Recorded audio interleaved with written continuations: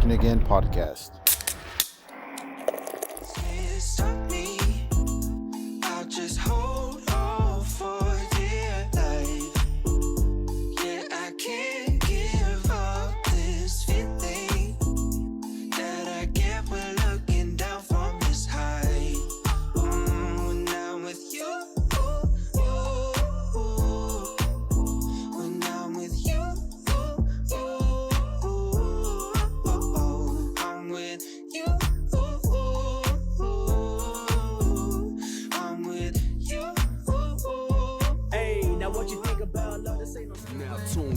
To the tap in, talking again, yeah. Welcome to the podcast. Might talk a little shit, get a little brash. Might drink a little bit, smoke a little bit, vibe a little bit, laugh a little bit, yeah. Hosted by Foreelz. Tell it like it is, only tell it real. Live every Tuesday. What's up, everybody? You know This is the Talking Again podcast. We're here at the edition of the show.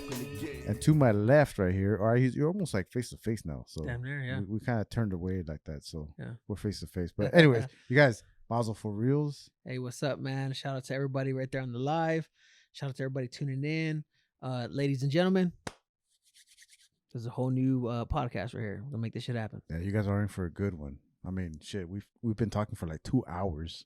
We probably should have recorded all that shit where we talked about, but we'll probably incriminate a lot of people. We'll probably incriminate ourselves. Yeah, to be honest with you. So I'd probably be exiled from a couple people's Instagrams. Cheers to everybody out there. So Saludos.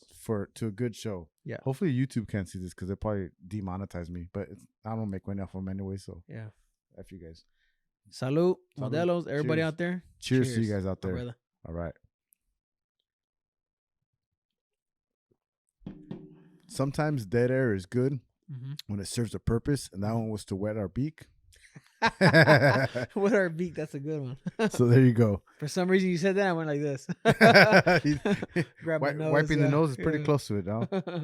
Hey, man, so what's up, man? How you doing? Man, I'm blessed, bro. How much stuff? I can't believe we've finally recorded. I've been following you for a while, and I've been trying to get it happen for a while, and then I just, remember I told you, time got to me, and I'm like, whatever. Shout out to Mondo over there trying to, hey man, have you hit up my boy? I'm like, yeah, he's relentless. Yeah. But, hey, shout out Mondo. Appreciate everything he's doing for me. That guy's been super, super relentless in promoting me everywhere, man. So I appreciate that, man. Thank you. Because of you, this is happening. Yeah, man. I mean, well, let's talk about that real quick. You're let's just say local rapper, right? Yeah. For there's a lot of people talk about, I want to be worldwide, international, this and that. But in order for you to do all that, you do have to start from being a local guy, and then from local you're statewide, nationwide, until you can become international, right? Yeah. So there's like steps, and there's there's levels to this. There's levels, yeah. Yeah. What level do you feel you're at right now, and you feel you're gonna be in the next 5 years? Well, I'm definitely local right now. In all honesty and modesty. Yeah. Definitely local. But I do have according to my Spotify, I have more fans in Europe and Germany than I do in the United States. That's some shit, huh? So that's crazy. I think Spain likes me out there. Yeah. And you know what it is though, man, is I've heard doing my studies on West Coast music and shit like that. Spain loves West Coast shit. They love California shit. Yeah. Germany loves California shit. So China loves California shit. I mean, look at all those Asians out there rocking those Cascade shirts, man. You know what I'm saying? Yeah. So man, I'm definitely local, but I do have a pretty decent following out across seas, in the UK and all that shit. So I shout out to UK, all you guys, London City, my boy Craig the Hitman Long out there in London City. So yeah, man, I'm local, but I'm working towards elevating my game, man. That's it. That's the thing right there, elevating your game. Like there's a lot of, it's all about repetition, and you got to get out there performing live in the studio. It's a bit of a struggle. I would assume, just getting out there and it's a little you have to be a little vulnerable, no? Like put yourself out there like that. Yeah, very. It's almost like living in a glass house. Everything you do, everybody sees you. I think for me, man, honestly, like there's a lot of fake it till you make it out there, you know, and for me, I think this is kind of what we're tapping on out, you know, off of the air, um, being authentic, Yeah. being me, being genuine. So I just like to be me, man. You know, outside of work, outside of music, I'm a worker. You know, shout out to my boys, Southwest Carpenters in the motherfucking house, Union Yeah. Carpenters. So shout out to all those guys out there busting their ass, getting up, you know, 1, 2 o'clock in the morning. Bridge, all you heavy hand bridgemen. Shout out, man, heavy highway guys. So anyhow, but yeah, man, you know, I'm a regular guy, man, and I'm nobody special, but you know, I just try to bring my talent to the microphone. Um, but outside this, man, I just try to be me, you know, and even while I'm performing, I try to just be me, man. Yeah. I don't try to be extra or, you know, um, this ain't no platinum chain. This is just a simple silver chain, Yeah. you know, a little silver rope chain. You know, I gotta clean it up. This is just a little simple guest watch. It ain't nothing fancy. So yeah, man. Yeah, I'm a normal dude. And Yeah. all this shit I bust my ass for, you know, Yeah. my own money I made. So Yeah. You mentioned earlier, fake it till you make it. You know, like I know I've said it in the show before, one of the podcasts. I don't remember which one, but I've said fake it till you make it.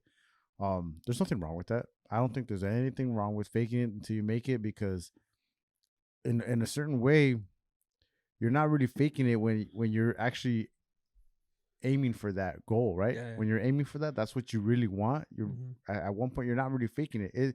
It's in a sense, it's kind of like act like you've been here before. Yeah. It's kind of like that Yeah. that meaning cross pollinated with fake it till you make Yeah. it. You know what I mean? Yeah. Does that make any sense at all? Well, you know what just popped in my head right now. I know it may seem a little corny, soft for a rapper, but when you said that, immediately what popped in my mind was Titanic. Oh, okay. Do you remember the scene when Leonardo DiCaprio was dressed up and he was acting like he was a part of them when he was asked to join them for dinner for saving Rose? So he was dressed up because one of the girls gave him her son's suit. Yeah. So he was in there and everybody treated him different because he was dressed differently. Right. He was faking it, right? Yeah. But he was really bumming it. Yeah. So, hey, man, I've dealt with people where I go to their house and they don't have what I think they have. Mm-hmm. You know, and I'm not necessarily passing judgment on them, man. I'm just, oh, I thought you were at a different level. You know what I mean? Oh, I thought you were. And so, you know, that's and social media right there. And no shots at anybody. You know, no personal shots like that to nobody. It's just simply, you see them through the eye of social media, right? And so, you know, then you're like, oh, okay, well, you're pretty humble, like, you know, you're where I'm at. Yeah. So, you know, I'm just grateful, man. I'm grateful for where God has placed me, the career He's given me outside of music, and that career has been able to provide for me to do music. So, very, very grateful for that. Mm-hmm. I actually would disagree with you when you said right now that guy's just humble.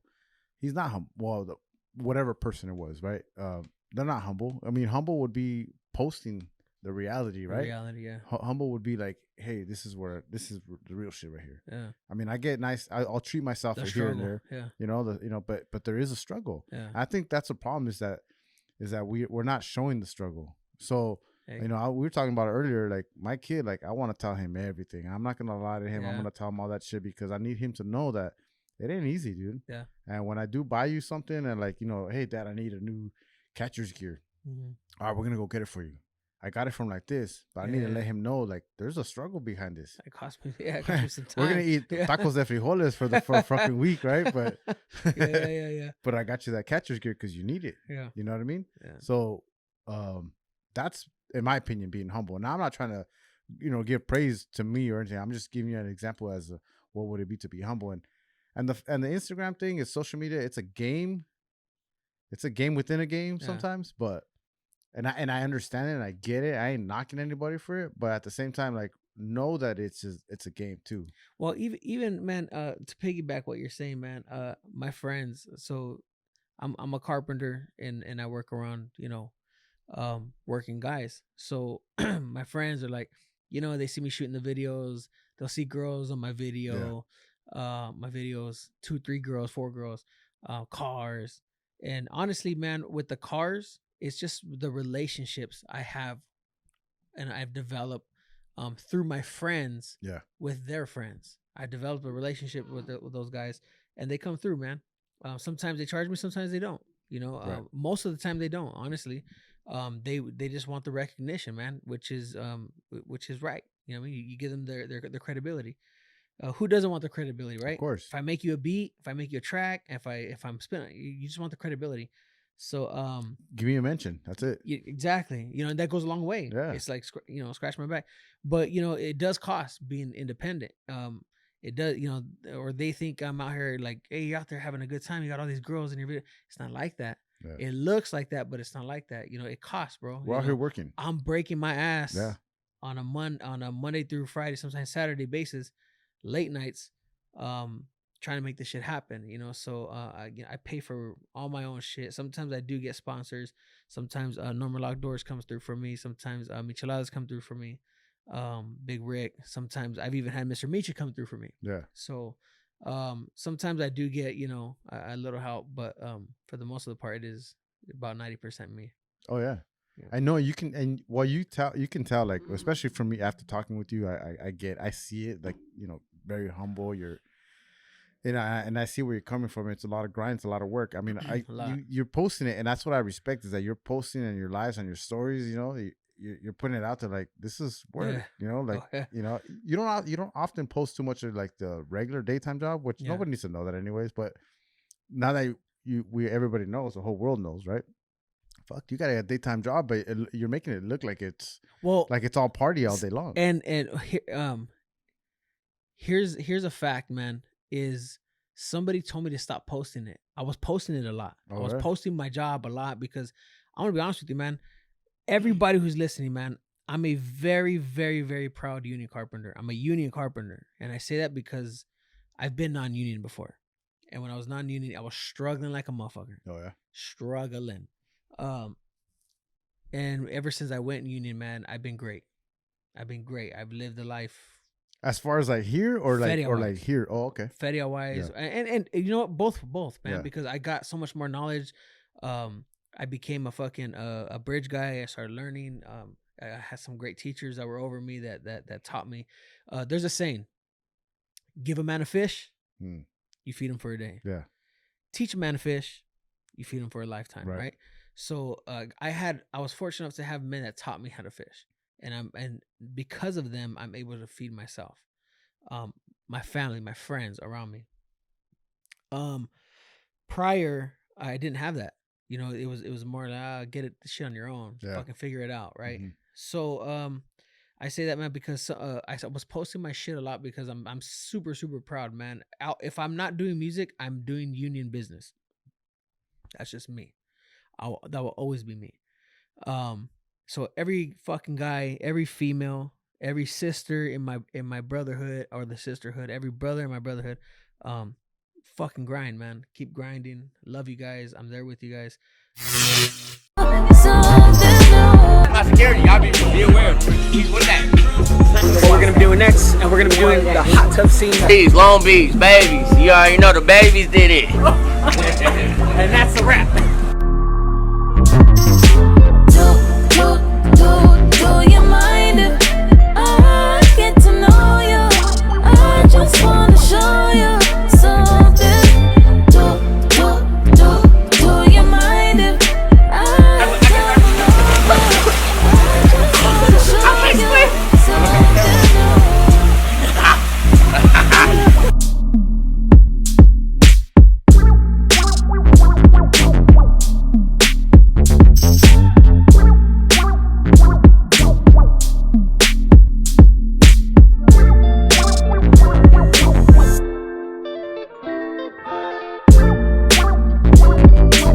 Trying to stay third. We on the I think we on the third or fourth scene. You know, we getting it cracking. I just hopped out the jacuzzi. I almost drowned in that motherfucker.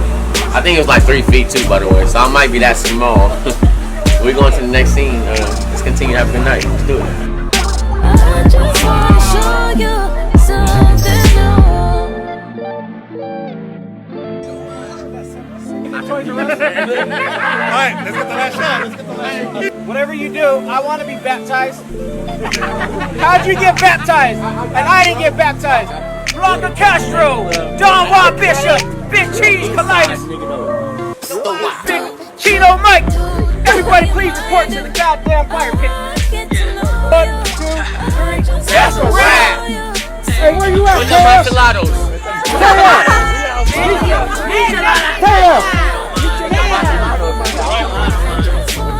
I'm trying to show you something. We're back. We're live here. We're live. Oh my god. Beep. You gotta do like bloopers. It happened. Fuck. Oh my god. Are you fucking kidding me? And action. Yeah. So So we gotta do this shit again. after having a amazing conversation, just realized well, good thing that we had to take a quick break, and I realized that shit was off. It wasn't recorded. It was not recording. So all the double juicy stuff, the double juicy burger with the extra bacon and avocado and tomatoes and lettuce and fancy sauce. You're just gonna have to wait till another time. We'll try to make it as organic as we can. Yeah. But Don't panic. Hey, Baby Bash says it. Don't panic. It's organic. yeah.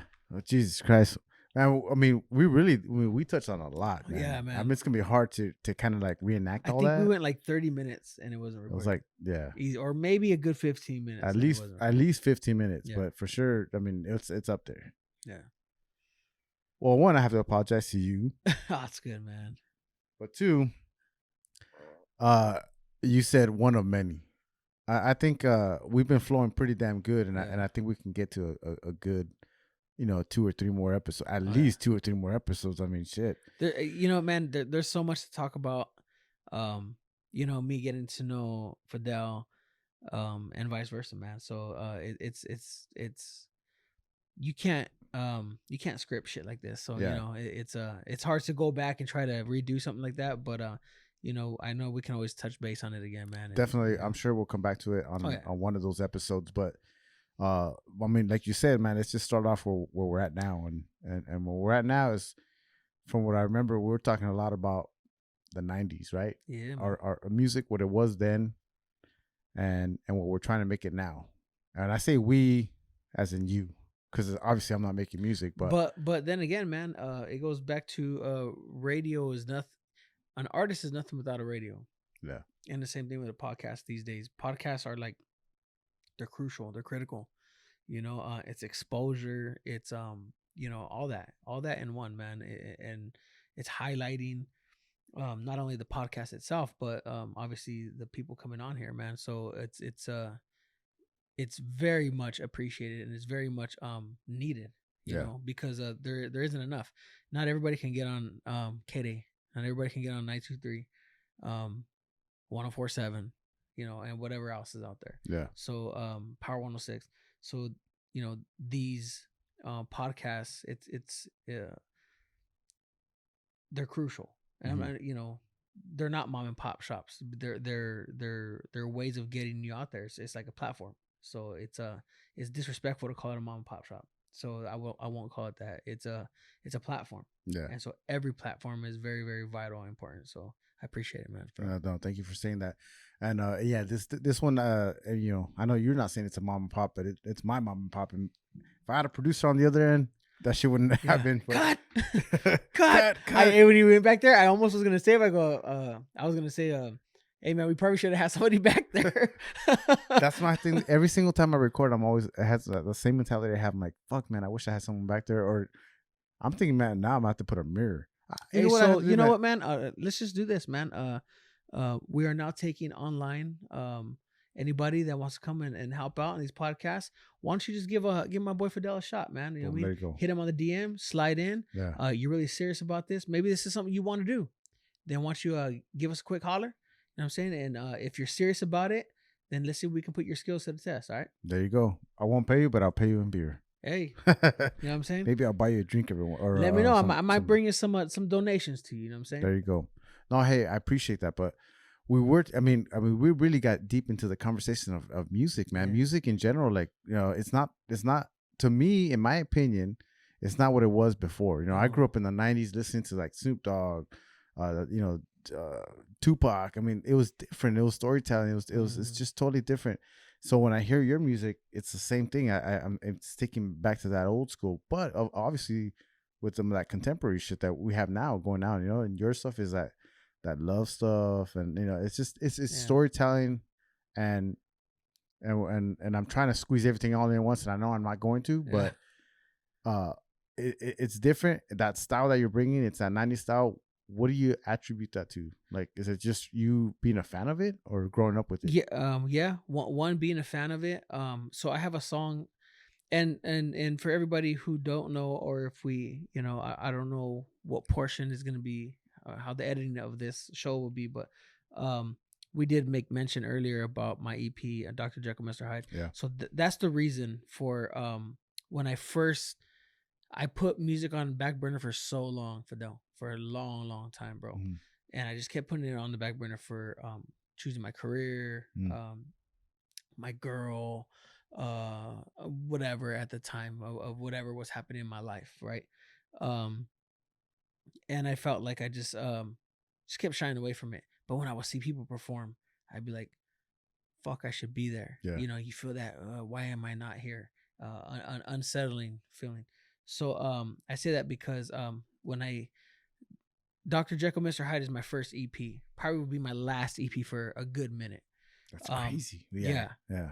And I worked. It was just a lot of work. It's a lot of fucking work, man. And I didn't realize it, man. It was my first EP tackling it. Just a lot, dude. The amount of hours you're spent in the fucking studio, dude. Yeah. That alone. Engineering, finding engineers, this and that. And as an independent guy, man, dude, you're fucking searching everywhere. And who has the time? Who wants to invest the time? So forth and so forth, you know, because I think if you're going to deal with an engineer, it's got to be someone that wants to fuck with you. Yeah. That wants to bring the best out of you, not someone that's just looking to fucking make X amount of dollars. Right. So I say Dr. Jekyll, Mr. Hyde. Why? I wanted a theme. As you're talking about the 90s, a theme. A lot of shit in the 90s was theme, man. R&B was banging. Mm-hmm. You don't hear R&B no more. No. Who does R&B? You don't hear no Genuines. Yeah. Where in the fuck's Usher at? Yeah. You know, where are these guys? You know what I'm saying? Where are all these people that did great R&B? I know a lot of people hate on R. Kelly and everything, but fuck, R. He was Kelly, badass. you know, He was badass. with the Izies. The You Isley remember Brothers, that? Yeah. Jesus Christ, dude. Like, How you can't- doing, Mr. Big? Yeah. What the hell is going That's wrong? a fucking movie. Yeah. Right? Yeah, you're like, you're visioning. Oh, shit. But, you know, and again, Dr. Jekyll, Mr. Hyde for me was bringing out two sides. West Coast is in the hit Saturday Night Special, man. I got my 22 in my foot. You know what I mean? Like, let's make it happen. But I also I aspire to be like guys like Pitbull, Baby Bash. You know what I'm saying? Like those huge scales. To me, Pitbull's on this ultimate scale, dude. What did you call it earlier?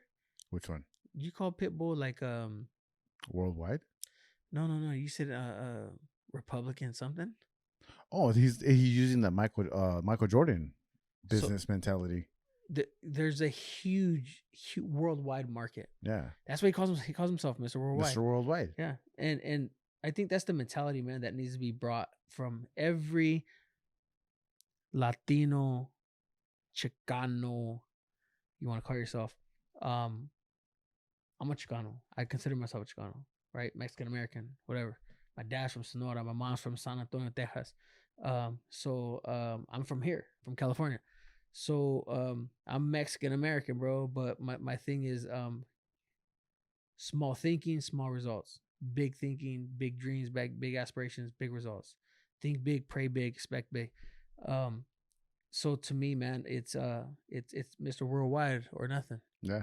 And one day, my goal is to have a song with that cat. Mm.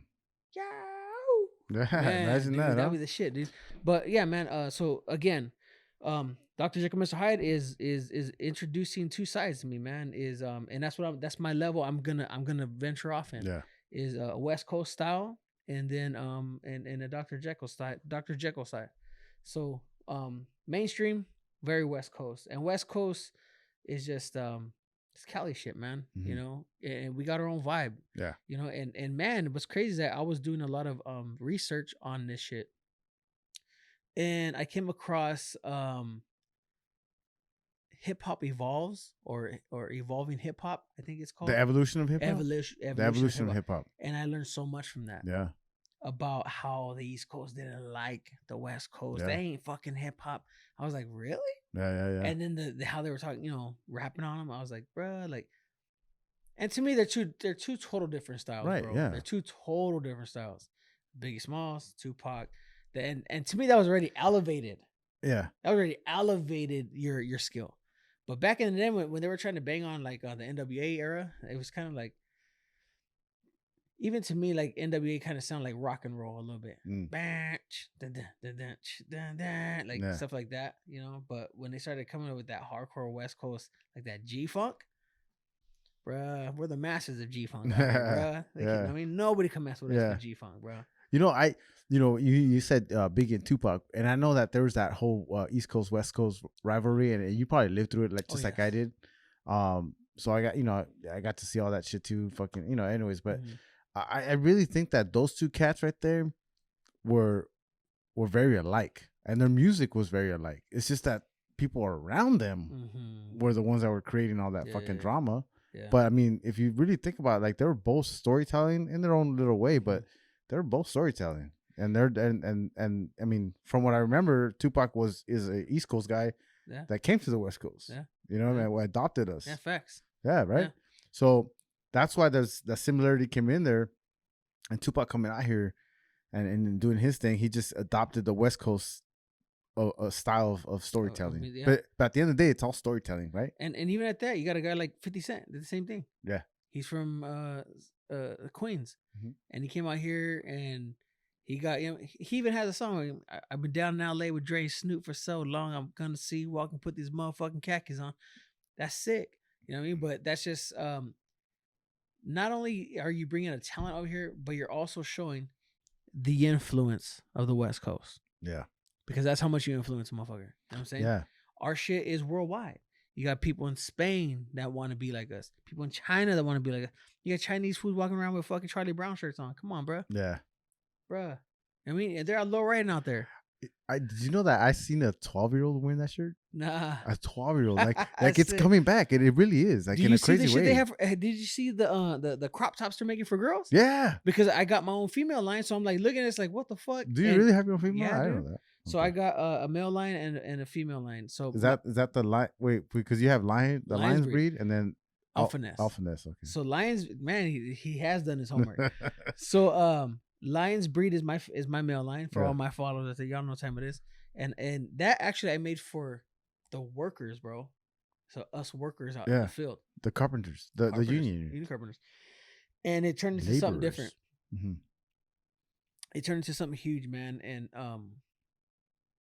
you got people supporting it. They love the meaning of it. And nobody could fuck with Mamba mentality. Mamba mentality, that's in its league of its own. But what it was meant for before Kobe passed and all that stuff, man, was similarities to Mamba mentality, but not to that extreme. Right. He was like, to me, when Kobe's one of my idols. Yeah. So when he talks, that's like Jesus Christ talking. Mm-hmm. So, but he's the pinnacle because obviously the professionalism of his sport, the hustle, the grind, everything. He's a different level. Yeah. But for me, Lions breed was when you're out for us common worker guys, taking the initiative, going above and beyond, no cock sucking, no fucking licking balls, or these guys that go and hey, I'm gonna fucking be around the boss all day long. Yeah. But you're out there, you're busting your ass. Your name is on it, so I'm gonna do the best that I can. Fidel put his hands here. Yeah. So I know I can trust that. And that's basically what it is, man, going above and beyond. And then I'm very into like the animal kingdom. Mm-hmm. Like lions has always there's a little thing of that, like that whole man thing, right? Like where you go out there, you hunt, you get the prey, bring it back home, feed the family, like all that shit has a lot to do with it. Yeah. Well, back in the days, man, and I know we're different era guys, so don't be all fucking muscles trying to live in the 50s. Yeah. No, man, it's just even me, man, now being older and not so much like a fucking teenager, or when I was in my teens, I fucking blew my money. You know what I mean? I was an electrician. Fucking I learned that trade, and I would blow my money, and stupidly. You know what I'm saying? I was worrying about buying a pair of shoes before paying a fucking bill. Yeah, You know what I'm saying? So my mentality shifted, and I've grown up a little bit, matured a little bit. So now there's a sense of pride, and I know you can, of being a provider, being able to bring something to the table. No female wants a man out there that can't put shit on the fucking table. Yeah. Yes or no? That's true. Yes or no? Facts. As they say, hashtag big facts. So nobody wants to be in a relationship. Yeah. Let's just say, and this is not, no disrespect to your family, but let's just say you're on your own, and a female comes up to you. See how it shifted here? Now who's interviewing who? No, I'm fucking around. But let's just say, are you gonna want a woman coming across your table that got nothing to offer? No. Nobody does. 100% no. Especially when you're an owner of a house, right? Or you're a go-getter. Nobody wants a leech. Now that's me. Now I know there's guys out there that do want that. There's guys out there that will look at a body and say, "I'll take the body over." Yep, I want that eye candy right there. Yeah, Yeah. Donald Trump's one. Oh, what? Oh, did I say that? We'll edit that part out. Not really, because we don't edit shit out over here. We like you, Trump. You're all right.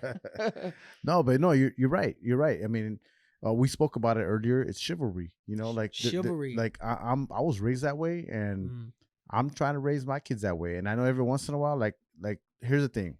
And in all reality, when that fool went to school, when I say fool, I mean my little kid, my 11-year-old. when that little fool went to school, he's out there for at least 6 hours a day, 6 or 7 hours a day. He's learning and picking up habits from someone else, not from here. Yes. So when he comes out here, he starts trying his own shit, and I'm like, whoa, hold the fuck up, man. Exactly. Wait, hold on, man. Exactly. Time out. What are these people posting red flags, right? Red flag, homie. Red flag. Red flag, dog. You got 3 red flags, 4 red flags. You about to pull the red flag out, you're getting 86. But no, you gotta let them know, man. You're like, hey, man, like I get it, but this is a reality. Yeah. Okay. And you gotta keep them out there, man. And I know that a lot of these kids nowadays, like, there's a lack of that fathership, or maybe just the two. Sometimes mom, just a dad, and it's difficult. And I get it, dude. But there's that's the future. If you're not teaching them right, man, then what are we doing? Like really, right? What are we doing? Fathers, raise your kids. Yeah. I'm a fatherless man. Yeah. You know what I'm saying? My uncle raised me, and my uncle died at 30. He was a backbone, man. He died of cancer, man, and I love that guy. And I'm still not fully healed from my uncle dying. Yeah. And this was like 15 years ago, dog. Wow.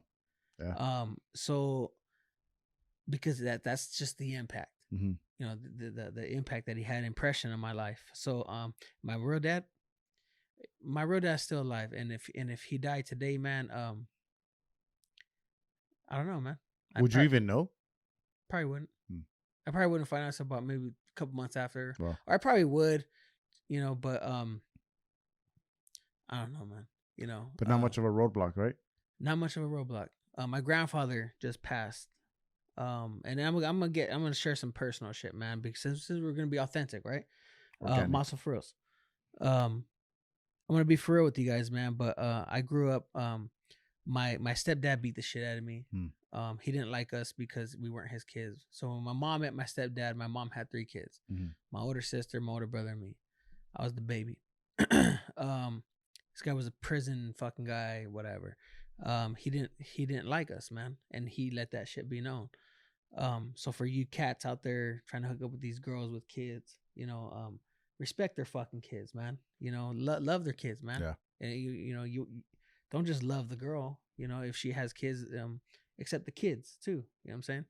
And so I take a lot of pride in saying that, bro, because we felt the wrath of, or the effects of being the opposite of that. You know what I'm saying? So stepdad beat the shit out of us. When my real dad came around out of prison, he beat the shit out of us. Grandfather beat the shit out of us. We're just used to getting beaten the fuck out of. So my grandfather passed right away recently, and I kind of didn't feel too much, man. And I'm gonna be honest, man. I didn't feel too much. I felt a certain way, but I felt a certain way for my mother. I felt a certain way for my Aunt Marina, my Tia Mary.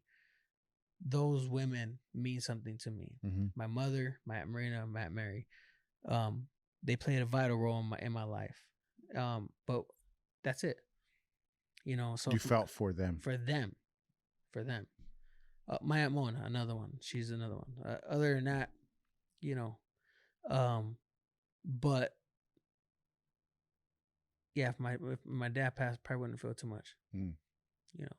But I think that goes a role, man. Us men, we have a huge role. I got no kids. I have no kids, but we need to play a vital role in the young men in our lives, whether they're step or you're what do you call that? A blended family, or a newly father.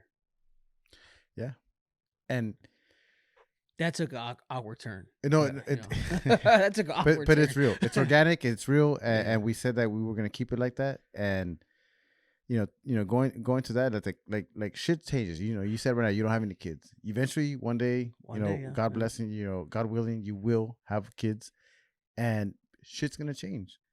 You're gonna feel different. For good, for better or worse. It's just gonna happen. It's just natural. It's the nature of the beast. But the one thing that you do have to remember is that once you have those kids, like your obligation is to now like care for them and to raise them to be either better or the person that you are or better than you are, right? In other words, it's like you have the chance and opportunity to make that difference. The difference that you didn't have. Yeah.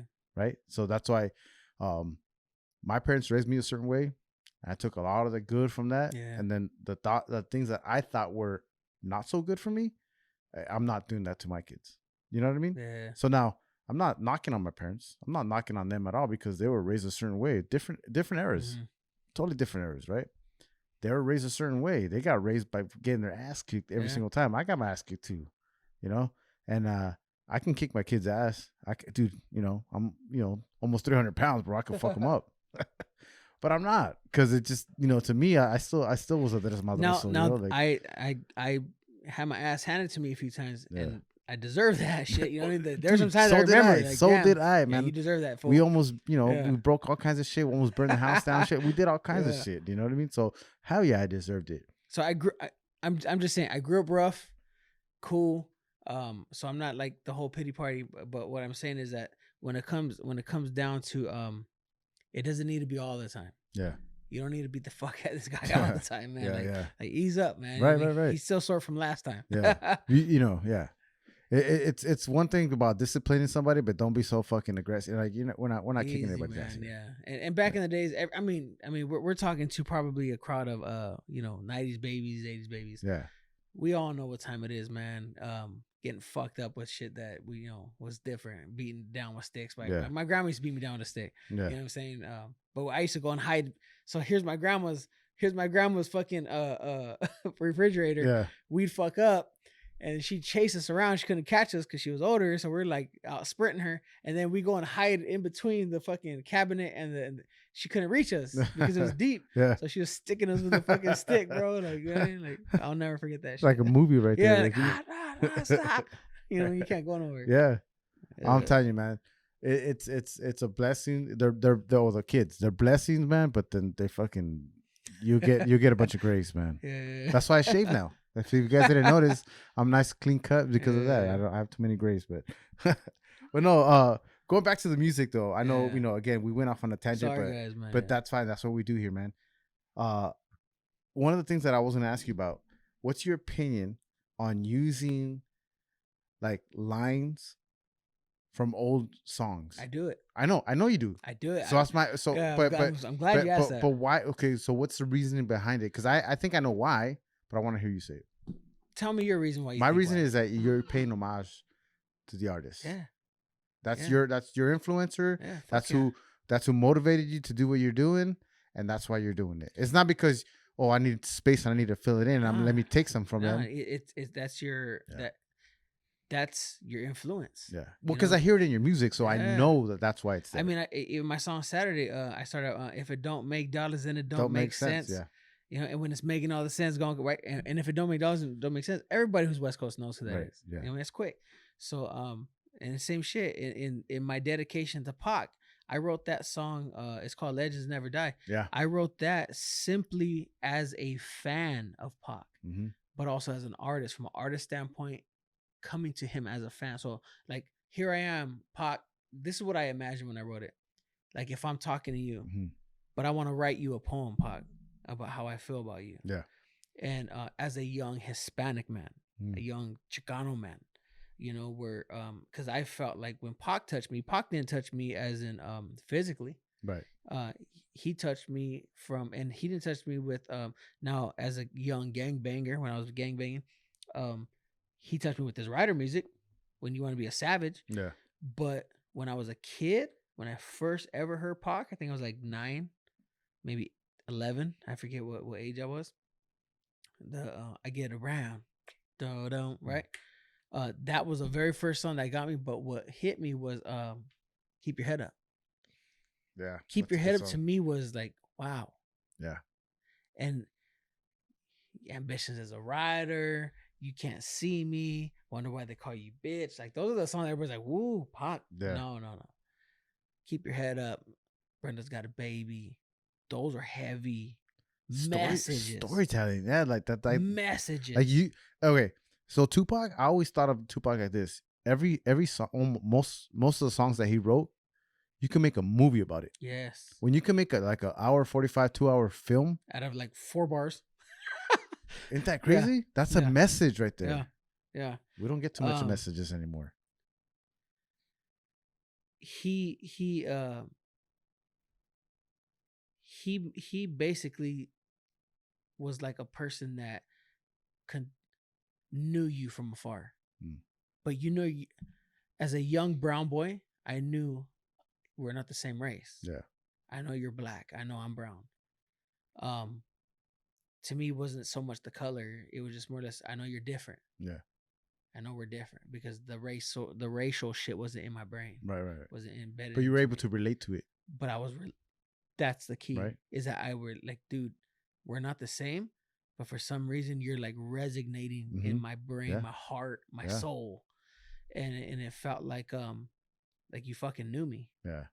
And you knew what the fuck I was going through, even though I didn't know you. So he was the first artist ever in my life that when he passed, like I cried. Yeah. Nobody's ever made me cry as far as an artist. Yeah. But him, yeah. Because I was like, what the fuck just happened? You know, someone who I didn't know physically has been ripped from me, you know? And I think that happened across the world. Oh, yeah. Oh, hell yeah. Across the world. It had to. Dude. Yes, it had to. And I could let alone imagine the people that were close to him. Yeah. And you know, he related to people in a different way because you and I, we were raised close to about the same era, about the same time, but different paths. So you know, you were raised through one certain path, and then my parents right away, I was in El Monte, they at the age of 5 years old, they're like, we got to get these kids out of here and let's move to West Covina. Or, well, at the time it was Covina. And now I'm in West Covina. But, I mean, fuck, we were the first Latinos in that block. Damn. You know what I mean? So, yeah, and that was in the mid-'80s. But what I'm trying to get at is that I was still touched by the storytelling, the message. Of course, I wasn't relating to it in a personal level, but as far as the message, I understood it. Yeah. You know what I mean? And that's why I was so attracted to music from like Tupac. And even that goes, man, very deep what you're saying, bro. For people out there that you know that you grow up in the hood, doesn't necessarily mean you have to be hood. Yeah. Doesn't necessarily mean you have to be a gangbanger or whatever. You know, you don't have to be the negative of what is cliche. Yeah. But it's a matter of being a witness. It's like being out in the field. I tell the guys, you don't learn by somebody, hey, let me show you how to swing your hammer. You learn by watching. Yeah. Let me show you how to build this. Well, you don't learn by somebody always telling you the next step. You learn by watching because you're around it. Same thing for it goes the same way of being in the neighborhood. You don't have to be part of the negative. You just know because you're around it. Yeah. Same for you. You weren't part of the negative, but you knew because you're around it. Yeah. It was common. Mm-hmm. So knowing it is all more the norm. Yeah. You know what I'm saying? Yeah. So yeah, dude, it just he resonated with so many people. Mm-hmm. Oh yeah. So to me, that was so when I write these things, I got even that one in the Pac one, it was easy for me to do that one. Yeah. It came from the heart. It was there. The words were just flowing. It was just, I had an abundance of a well to pull from. Yeah. And then his lines were just kind of giving homage to him, man. Like, you know, I think in the third verse, what I say, we're reaching something, hoping for these better days, and all these hoodies still wonder why you call them bitch today. I'm bumping Hail Mary, thinking on the contrary. Them were the facts. Them were the days you had I forget, man. It's just, you know, but I give homage to him, and I think the last two verses mainly. Yeah. Third one for sure, but the first one was more and more expression. The second one was getting more into like back and forth, like visualizing him, me, and then the third one was more like just giving him his props, you know, of what he contributed. But my goal, man, was to paint the picture of how I seen him as an artist, as a poet, not as the gangster rapper. Yeah. Never as a gangster rapper, because I never looked at him as a gangster rapper until I was like older and I was doing the shit he was condoning at that point. Yeah. It was more or less honoring him as an artist, as a poet. Yeah. I don't know how broad your music palette goes, but you know, I always made that when I was in high school. Or just a little after high school, made that comparison with Jim Morrison and Tupac. So Jim Morrison, that American storyteller, like he would tell those stories. I thought Tupac was the same way, different eras. Yeah. But they were telling the same stories. Like he was telling his way, his hood way, his story. But so was Jim Morrison. Yeah. And like when you look at they're two total opposites. Yeah. Yeah. But they're telling stories, dude, and they're very, you know, alike. I don't know if that makes any sense. I remember walking into my acoustic, Mr. Don Sunday. That was his name, Don Sunday. He was my acoustic teacher for high school. And he says, I remember we came in and I always acted a fool. I would be in the back with a guitar, like clang, clang, clang, clang, clang, clang, clang, clang, like, hey, stop. He got pissed off. But he says, he was sad, dude. And I came in, I was like, bing, bing, bing. So I like tuned in my guitar. Yeah. And he was just like, he would call me by my last name. Sotomayor, knock it off. And so I just looked at him and I saw something was wrong with him. And then I says, hey, Don, what's wrong with you, man? Like, you're not yourself today. Yeah. And skinny, frail white dude. Listen, be quiet. So he shuts the whole class up. So everybody stays quiet. We're looking at him. He says, I don't know if you guys know, but the great Frank Sinatra has passed away. I was like, who the fuck's Frank Sinatra? This is me, shit, bro. Dude, like, yeah, bro. I'm like, who the fuck's Frank Sinatra? Yeah. Like, who the fuck is that? And I'm like being disrespectful, dude. Yeah. And he started crying, dude. A grown man. But it reminded me of like what I felt when Pac died. But that's the impact that man had on him, right, in his life. Yeah, you know, he broke down crying in front of that's like you breaking down right now in front of a bunch of fucking 14-year-olds. Yeah. And nobody's there to comfort you. There's no grown up. There's no adult. There's nobody who understands you. And then you got guys like me. Who the fuck's Frank Sinatra? You know, like, and you're in a moment of grieving. So, that's, you know, as now that I'm older, it resonates to me. Oh, yeah. So, yeah. Yo, you stood against the grain when they knocked you off your feet. Now you're that beautiful rose that grew from concrete. Accusations, many people try to taint your name. Throughout the drama, yeah, you taught us how to smile for pain. Had a rhyme and had a rap, I mimicked all your bars. In your eyes, it was okay to be a ghetto star. Is there a heaven for a G? If so, I know you're there. I'm hoping every night you're listening to all my prayers. You were the sound when we rided on our enemies. You are the voice I hear watching chaos in the streets. Recited lines of how the white man be killing blacks, and now they trying to kick us out. What type of shit is that? We miss you dearly, and there'll never be another you. I wish you was here so you can tell us what the fuck to do. Many people view you differently throughout their side, but what you stood for was legendary in my eyes. R.I.P. legends never die. You are the reason legends never die. Yesterday we were still together. I'm sending a prayer up to heaven, and I'm saying R.I.P. legends never die. You are the reason legends never die. Memory forever and ever, because legends never die. Touching many hearts, we hoping for them better days. Hope you guys liked it. Hope you like it. But yeah, man, I know you're doing your thing. You have that grind. You have that hustle. I see it. Everybody else sees it. What do you think is the biggest challenge for breaking through in this rap game? I don't think it's about being his. I think it has to a little bit about being Latino, Hispanic, and it mind when I say Latino, because Latino is a big phrase, Right? because you have there's many cultures of Latinos, Right, or Hispanics, Mexican, Guatemalan, yeah. Honduran, right? Exactly. Dominican Honduras. He Republic, said yeah. it. He's hitting it right in the head. And it seems like the most famous of us all are the Puerto Ricans. Right. Oh, especially right now with the reggaeton, Reggaeton, all that shit. Right? Rakata. You do have some Chicanos or Mexican Americans that are doing it now. But my thing is, man, it's not necessarily just us as it seems like, the industry. It's the industry. Yeah, the industry of looking at us for maybe something less. Maybe instead of looking at us for something less, and maybe I'm using the wrong terminologies, but overall, I feel like there just needs to be everybody loves exploiting our culture. Yeah. I don't give a fuck where you're from, whether you're or what part of our culture. What part of our culture you're from, whether you're Puerto Rican, Honduras, whatever. The point is, you love our food, you love our culture, you love our women, you love our vibes, and you love the motherfucking clothes we wear. Because if you didn't, you wouldn't be sporting it. Right. And I'm not saying it in a disrespectful term, but what I'm saying is that just like we've adapted hip hop culture, you guys are adapting Hispanic, Latino culture. So stop holding out on us. Open the doors for us. And maybe instead of looking at us in a one or how do you call it,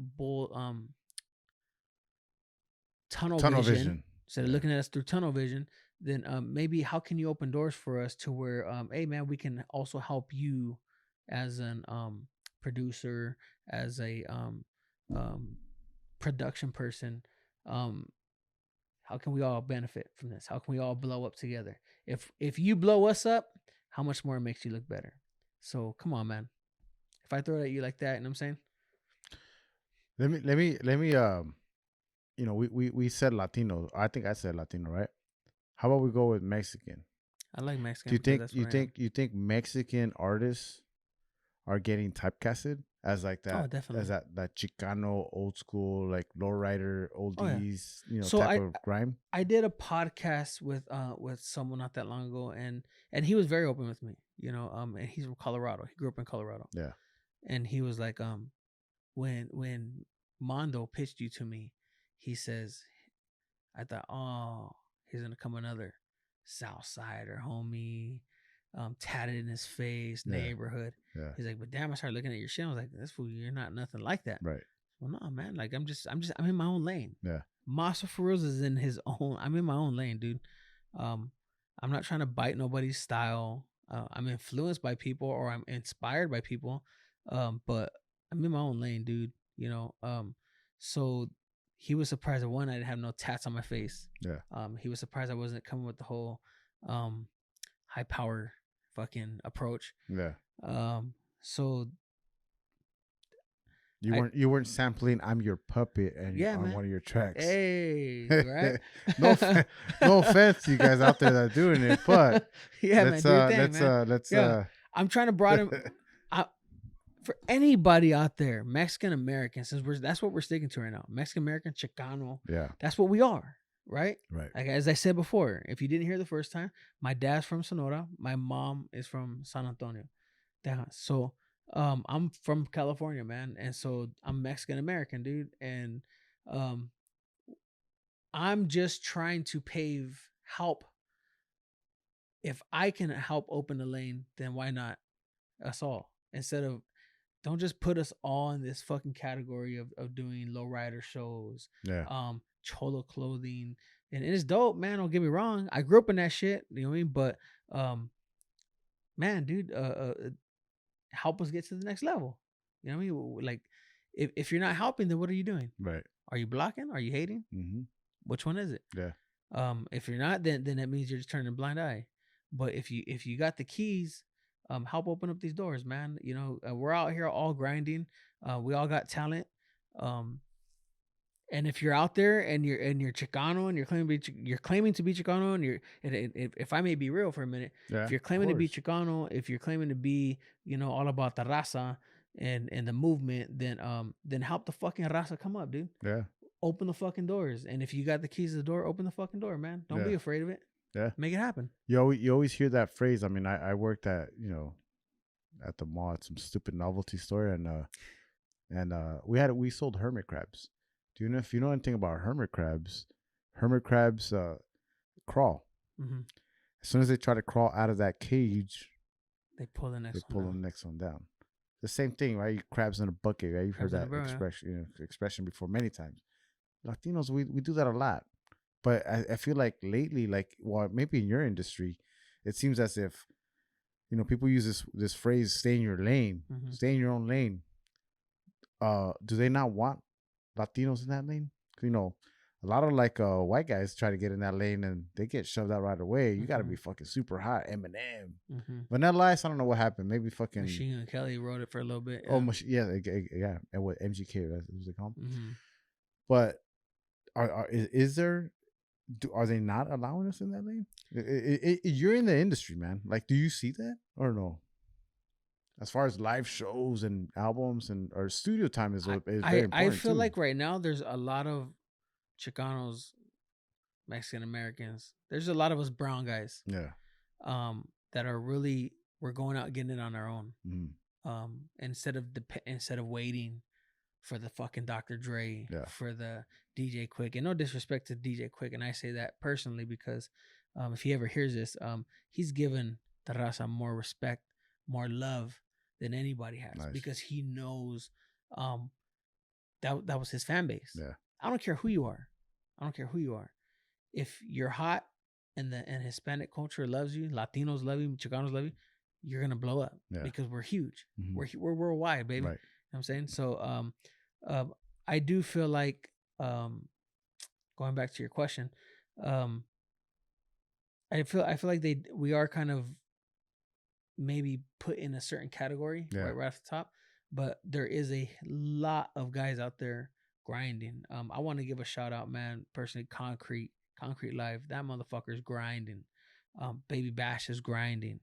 Danny Trejo's grinding. All those guys are paving ways, and you got a lot of actors coming up now, and I think we're paving our own lanes, man. Like you're not gonna let us in, we're gonna come in anyways. It's just like contractors, right? Contractors were once all gabachos, and now everything we put our hands to, we do better. And it ain't a racial thing, dude. That's just because we're passionate about what we do. We see something, we fall in love with it, and we take the bull by the horns, man. So I do see a counter to that.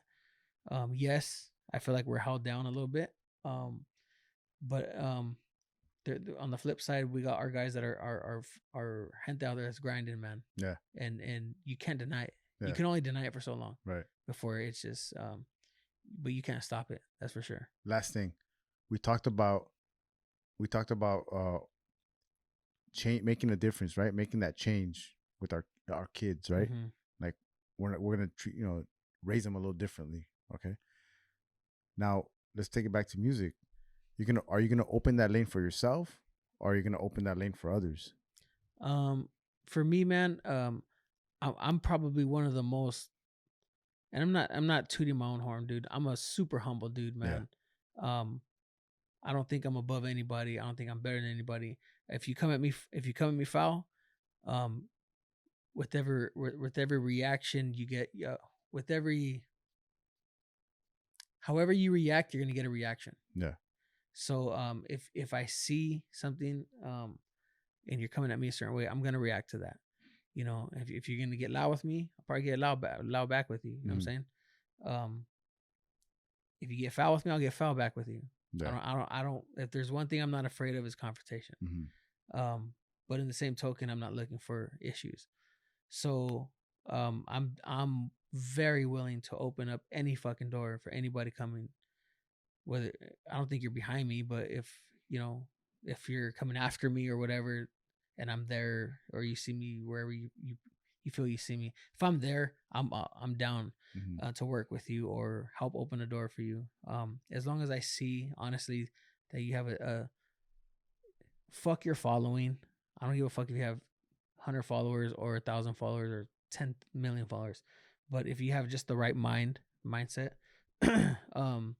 if I see you're a fairly decent person, yeah, there's no problem with that. But I just don't like working with individuals that have a fucked up attitude, selfish, or you're looking for you have an ill motive. If you got an ill motive, I ain't gonna fuck with you, man. That shit shows. That shit manifests fast. So, good vibes, man. Positive vibes. Let's make it happen. You know what I'm saying? And it's not about levels here. It's about how can we help each other. Yeah. In this day and age, you just said it right now, vibes. We have to go off of our vibes and what we're feeling, because everything is so much of like what I'm letting you in on social media, right? This is like I'm posting the shit that I'm letting you in on, that you're not going to get to see the real person until you actually work with that person, you know? So that's tough, man. Like you have, we're talking about taking away that or bringing in the human element, into it, and that's a lot of kids. And I say that very comfortably because a lot of these kids are looking at this shit like social media wise only. And they come into this shit with not, taking away that human element of it, and they see things for what it is on the surface and not what it really is. And not just that, man, like it's okay to aspire to be a YouTube star. I know I'm a crafts person, so I'm a trades person. So, it's kind of frowned upon. Like, you want to be a YouTube star, we need tradespeople. It's all right. It's all right to be to desire to do that. It's okay to want to be a rapper, rap star, whatever. But just to know that there's a lot of hustle, there's a lot of letdown, there's a lot of no's before the yeses. There's a lot of put downs before the pats on the backs. There's a lot of negativity that far outweighs the good until you push your way through that negativity. And then also know that if for any God-given reason that you cannot make it, it could be for anything, not because you're not good, but because family issues or whatever. Just have a backup plan. Don't just put all your eggs in one basket and hope that that's going to be it. Have a backup plan. Be smart. Go to school. Get smart. Get a degree. And if school isn't for you, get in a trade, man, and learn a trade, so that way you have something to fall back on. If it wasn't for my union, my carpenter upbringing, I would never be able to afford what I'm doing now. So because of them, I'm super, super grateful for that. So just have a backup plan. Nice. I like that. And just to piggyback off of what you just said right now, because I love what you just said, is that, have a backup plan and not just, there's also, even in the music industry, sports. Yeah. There's so many different positions, so many different jobs just within that industry. You don't have to be the artist. You can be a producer. I mean, more than me as far as positions in the music industry, but there's so many different positions that you can take, still doing what you love to do, just not maybe the artist. Yeah. For example, one day I may not be behind this microphone. I may be on the other side producing something so that we don't lose footage and then have an actual artist over here. I know for me, man, I'm already thinking that, man. Yeah. Like I want to be a manager / I want to be I want to have my own record label where I can be able to help artists really, really get out there. Right.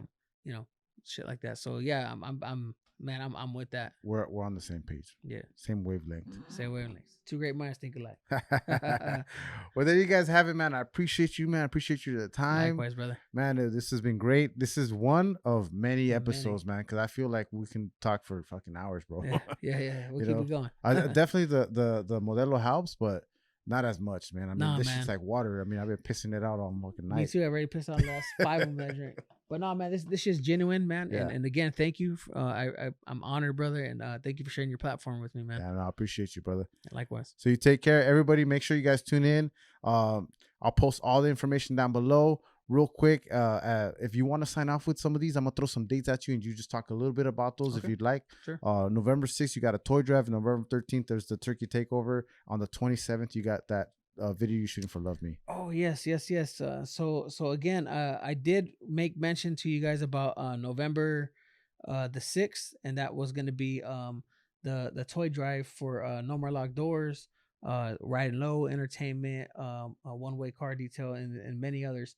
But I do want to make mention about the turkey takeover. That's with the homegirl Cali Baby. That's going to be November the 13th from 2 to 6. I have to look at this because it is a lot of information. Turkey takeover. We're going to be giving away free turkeys for you guys. Everybody, any family, we all know that this is hard times right now. Right. COVID, all that good stuff has been happening. And I say good stuff kind of sarcastically, man. But we're going to be doing that at Mr. Rosewood Restaurant. That's going to be in the parking lot. And here's the address. Hopefully you guys can also go on my page and you can see the flyer. It's called the Turkey Takeover 2021, hosted by my good friend Cali Baby. She's an awesome woman, man. She's been doing her damn thing. But the sponsors for this is No More Locked Doors, Skies Presents, shout out Blanca, Project Hope, Unicorn Poo sponsor, man, you name it, Techniques, and it goes on and on. But this is going to be Mr. Rosewood Restaurant in the parking lot, 10640 Rosecrans Avenue in the city of Norwalk, California, 90650. And then I will be shooting my video on the 27th, but that is going to be private, so you cannot get through the doors for that one. You got to know somebody. You got to know somebody to get in. Well, there you guys have it, man. Again, I appreciate you. You guys make sure you guys tune in. Check everything that's going on, Maso Foreelz.